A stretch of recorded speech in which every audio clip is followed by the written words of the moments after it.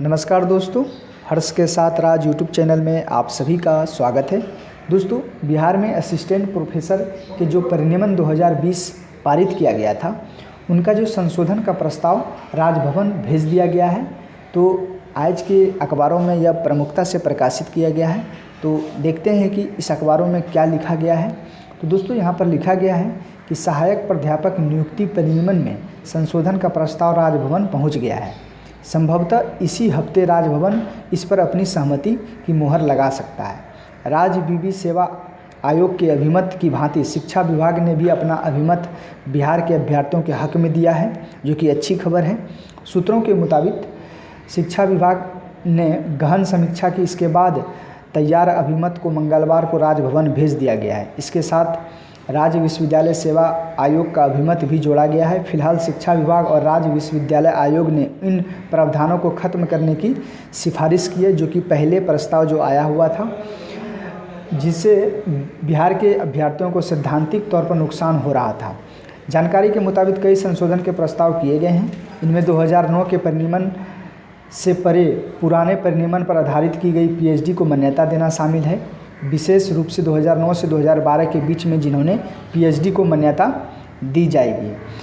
साथ ही यहाँ पर आगे लिखा हुआ है, जो कि महत्वपूर्ण बातें हैं, करीब 6 बिंदुओं पर अभिमत दिया गया है। तो दोस्तों, करीब 6 बिंदुओं पर यहाँ पर जो अभिमत दिया गया है, सूत्रों के मुताबिक राजभवन इन सभी अभिमतों को जो है एक्सपर्ट कमेटी को सौंप सकता है।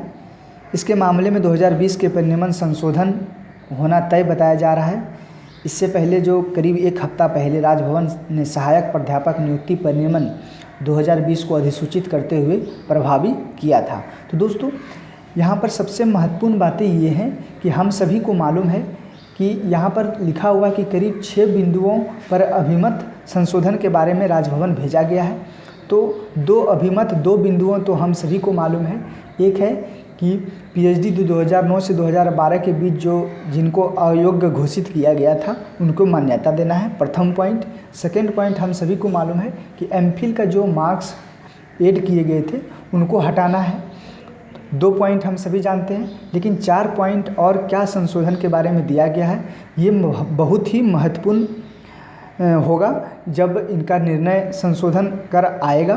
तो दोस्तों, 4 पॉइंट जो कि और बहुत सारे मुद्दे उठ रहे थे, जिनमें से है गेस्ट फैकल्टी को महत्व देना, साथ ही नेट और जेआरएफ वाले और पीएचडी में जो मार्क्स में डिफरेंस है, सिर्फ हाईएस्ट जो 7 मार्क्स दिए गए हैं, उनके अंतर को भी कम करने की भी मांग उठाई गई है। तो अब देखना होगा कि 6 महत्वपूर्ण बिंदुओं कौन कौन से हैं। जब इनके संशोधन आएंगे तभी यह स्पष्ट रूप से मालूम हो पाएगा। साथ ही यहाँ पर आज की ही अखबारों में यहाँ पर लिखा गया है कि पीएचडी व नेट के अंकों को खाई पाटे सरकार। तो यहाँ पर देखना आगे लिखा हुआ है कि प्रदेश के विभिन्न विश्वविद्यालयों के शोधार्थियों ने कहा है कि अगर वैकेंसी वर्तमान परिनियमन के अनुसार आती है तो बिहार के वे शोधार्थी जिन्होंने नेट और जेआरएफ परीक्षा पास कर ली है, लेकिन उनका रिसर्च चल रहा है, योग्य होने के बाद भी उनका सिलेक्शन कभी नहीं हो पाएगा। बिहार नेट जेआरएफ संघ ने राज्य सरकार तथा राजभवन से अनुरोध किया है कि नेट और पीएचडी के बीच अंकों की जो खाई को कम किया जाए। प्रस्ताव दिया गया है कि पीएचडी के छात्रों को 30 नंबर दिए जा रहा है, तो नेट वालों को भी कम से कम 20 या 25 अंक दिए जाए।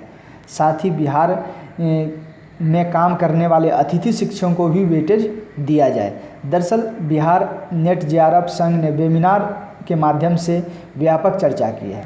तो देखना होगा दोस्तों कि राजभवन जो संशोधन के लिए 6 महत्वपूर्ण बिंदुओं पर संशोधन की बात कही जा रही है, उनमें क्या नेट जेआरएफ वालों को भी वेटेज दिया जाएगा, अतिथि शिक्षकों के लिए क्या वेटेज दिया जाएगा। तो अब देखना होगा, बहुत कम समय है क्योंकि इलेक्शन भी आने वाले हैं। तो क्या संशोधन होती है, तो आप इस चैनल पर बने रहें।